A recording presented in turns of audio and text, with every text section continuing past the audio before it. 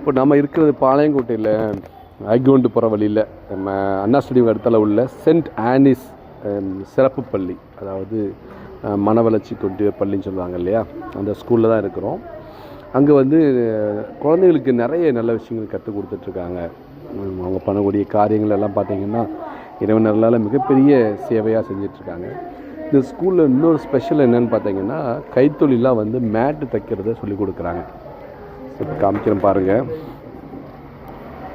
இந்த மாதிரி மேட்டு தைக்கிறதுக்கு இந்த கைத்தொழில் கற்றுக் கொடுக்குறாங்க.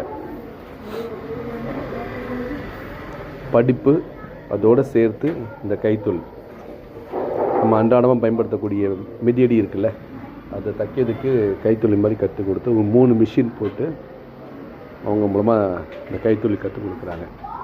இந்த குழந்தைங்க நல்லா பண்ணி சேல்ஸ்லாம் பண்ணுறாங்க.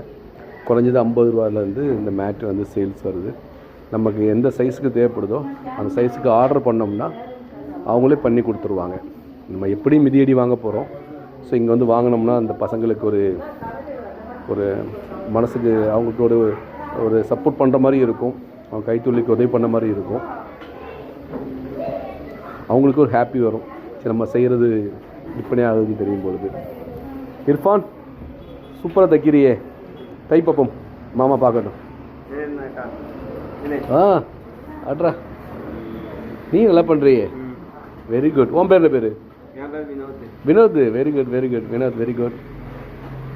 ஓ, இந்த மாதிரி துணி வைக்கணுமா?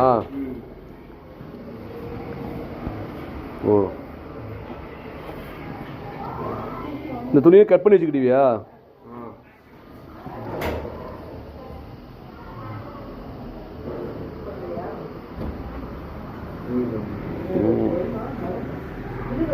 நன்றி மக்களே.